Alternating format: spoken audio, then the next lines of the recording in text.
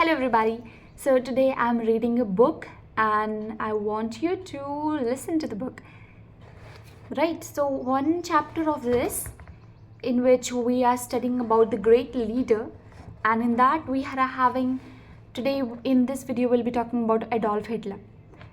Insignia of bloody wars, a swastika of belligerence, and architect of World War II. From 1889 to 1945. So let us begin this, which is about Adolf Hitler. A single German makes a scientist, 2 Germans make a conspiracy, 3 Germans makes a war. Alright, so let us begin this. So this proverb became more popular and reflective after the disastrous Second World War. It is quite natural that followers tread the same path as the leaders. A war maniac, the bloodthirsty and belligerent Adolf Hitler was mainly responsible for the bloodiest Second World War and became the sole cause of Germany's reputation as a land of war and warmongers. Even 7 decades after the Clematis War, Germans still bear the stigma and are not able to recover from bygone blasphemies. Adolf Hitler shook Germany and the entire world through his sinister character. A deep reflection on the life of Hitler, or even that occurred in Germany, will definitely remove many of the misconceptions woven around the Germans. Doubtless, the saga of Hitler clearly shows how a whole race could be successfully misled and misconstrued by a single powerful man. So Hitler was born on 20 April 1889 in Braun am Inn in Austria, on the German border. Hitler lost his 2 elder and 1 younger brother in 1896. A sister was born who survived Hitler. Hitler lost his father when he was 13 and his mother when he was 19 and led a solitary life.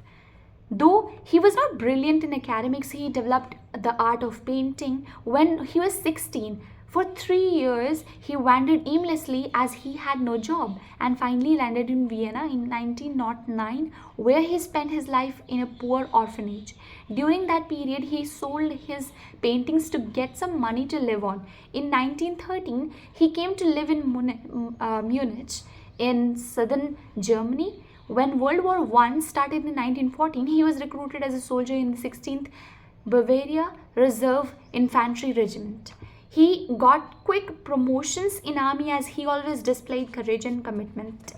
In 1918, towards the end of the First World War, he was wounded and admitted into a hospital and recouped. He continued in the army and took the advantage of every opportunity.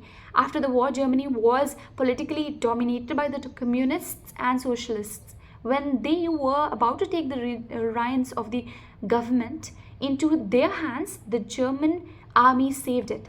Hitler was appointed as the police spy over the anti-governmental forces and ordered to collect information about them.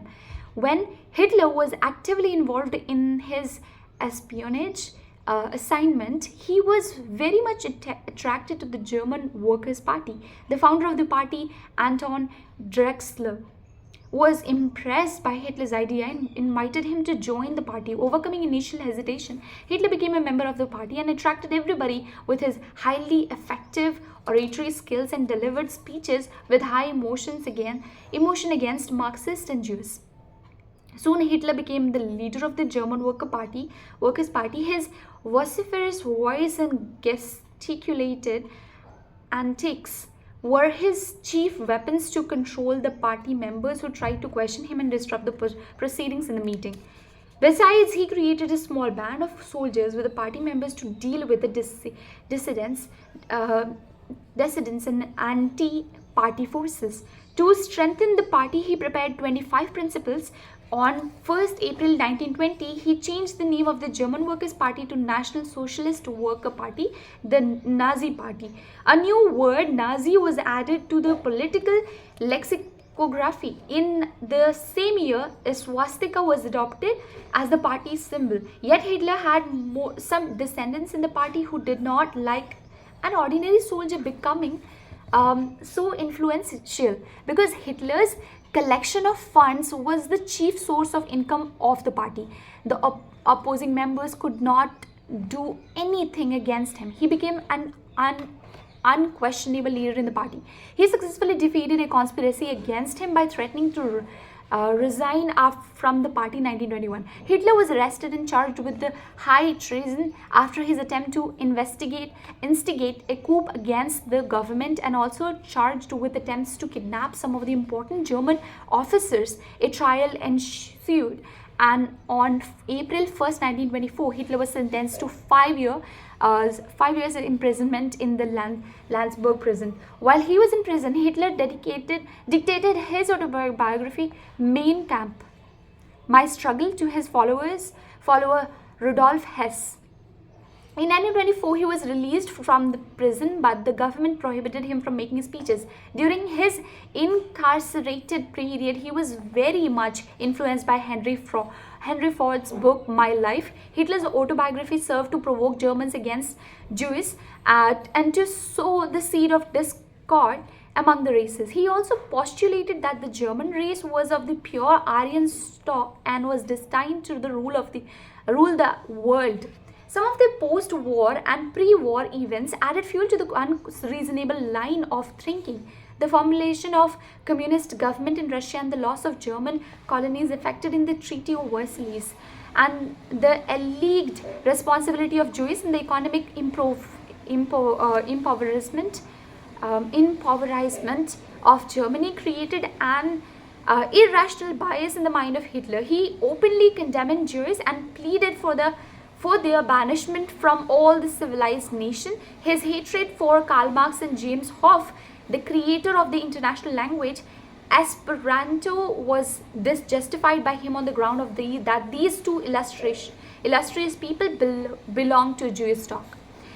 But Germans were not lured or carried away by the hypothetical principles and gimmicks of Hitler. They rejected Hitler and the Nazi party. Nazi secured 20 lakhs votes in 1924, but only 8 lakhs in 1928. The Nazi party got only 12 seats in 491 seats strong parliament. The post-1929 period had created a great economic crisis in Europe. In Germany, intolerable economic conditions reigned supreme, saping the vitality of the nation.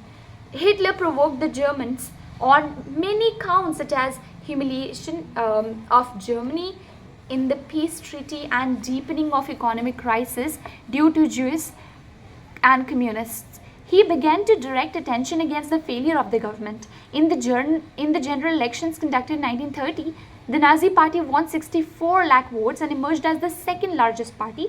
Hindenburg's party won the first place. Now the Hitlers competed with Hindenburg. To become the president, Hitler had to be a citizen of Germany.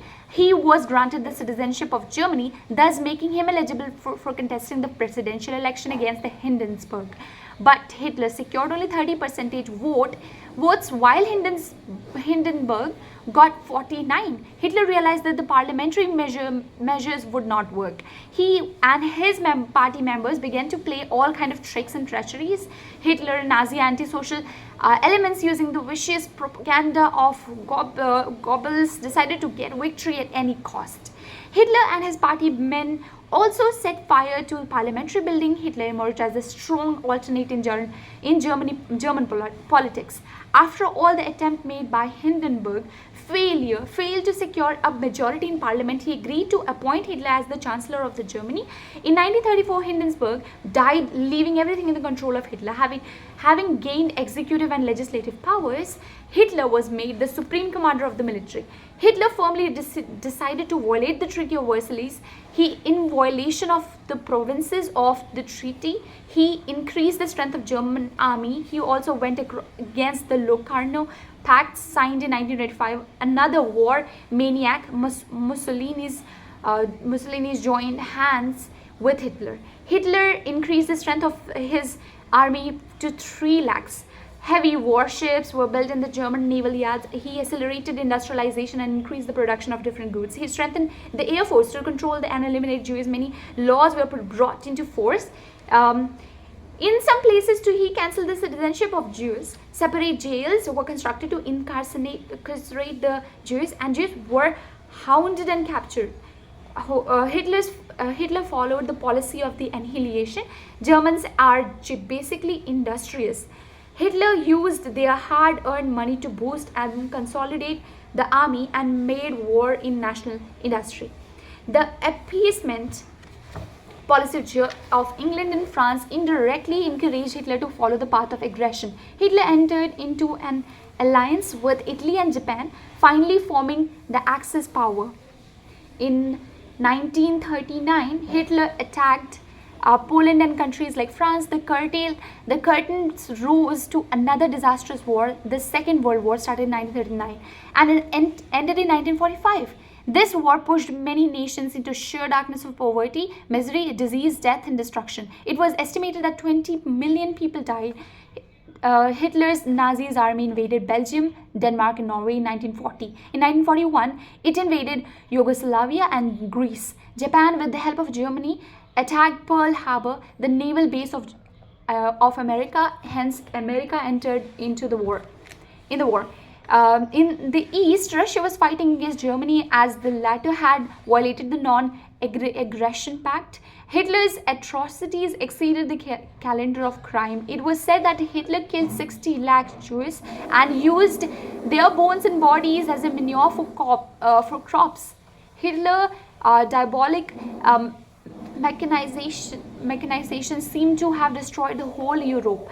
People could visualize the end of world. Churchill, who became the Prime Minister of England, forged a grand alliance with Russia and America and prepared an attack Hitler with the Normandy attack on June 6, 1944. The decline of Hitler started.